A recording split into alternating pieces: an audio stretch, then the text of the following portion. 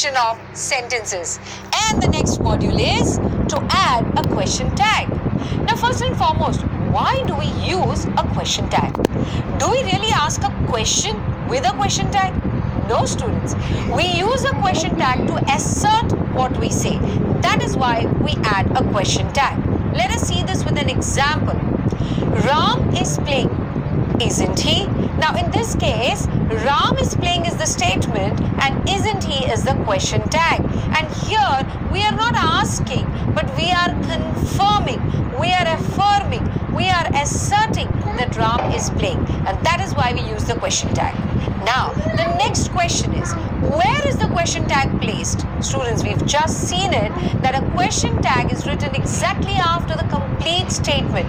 In this case, Ram is playing is the complete statement and isn't he is the question tag. And the next one, how is a question tag formed? Because the question in your exam is going to be add a question tag. Now, how is it going to be formed? Let's see again. The question tag is formed by using an auxiliary verb. Now, what is an auxiliary verb? It is a helping verb, students. You can see there, isn't he? Isn't is the auxiliary verb. And after that, we are going to add the subject pronoun. Now, what exactly is a subject pronoun? It is a pronoun which matches the subject. Example, in this case, we can see here that we have used he as the subject pronoun.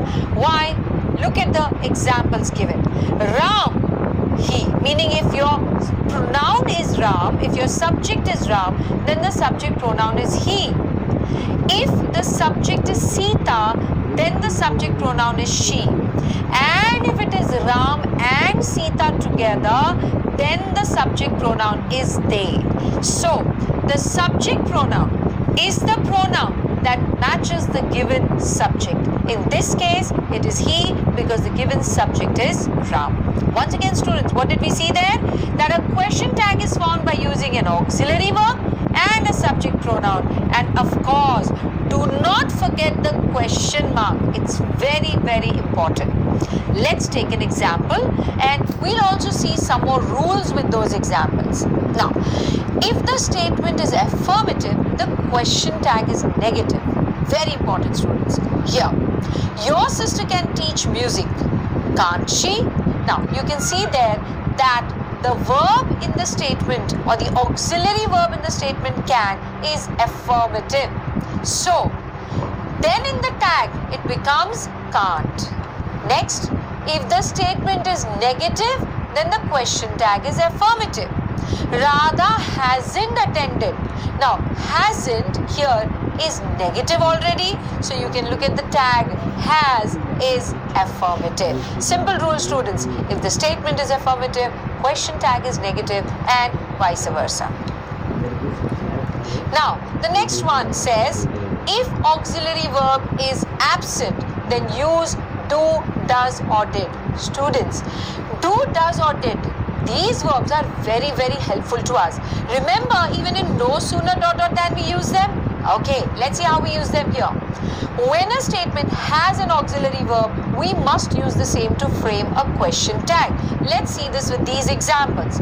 Your sister can teach music, can't she? Now, in this sentence, can is already an auxiliary verb. We have taken the negative of the same auxiliary and written can't she. Similarly, look at the next sentence. Radha hasn't attended the dance classes. Has she? Now here, hasn't is already an auxiliary.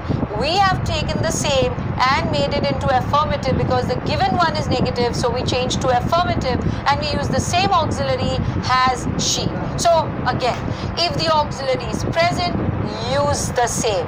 But what if it is absent? If the statement doesn't have an auxiliary verb, we must use do or does in the present tense and did when the sentence is in the past tense. Let's take examples. They open the window. Now in this case, open is the verb. There is no auxiliary.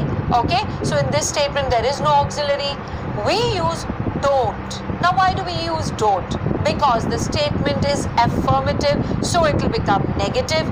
Secondly, the statement is in present tense. So we say they do open.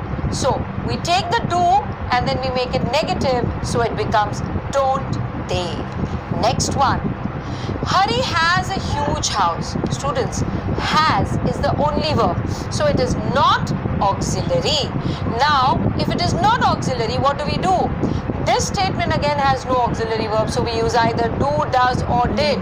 But of course it is present tense, so we say either do or does. When we have Hari as the subject, we say Hari does, and therefore we will take does.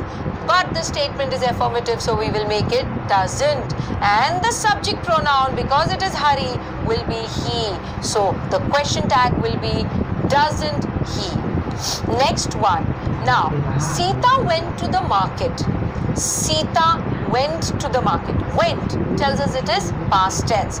There is no auxiliary, but we use didn't. Why? Because the sentence is in past, the sentence is affirmative, so we make it negative. We say didn't she.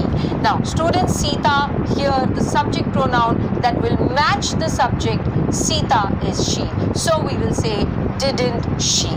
So that was very simple. If you have an auxiliary, use the same. If you don't have an auxiliary, you will use either do or does in the present tense, or you will use did in the past tense.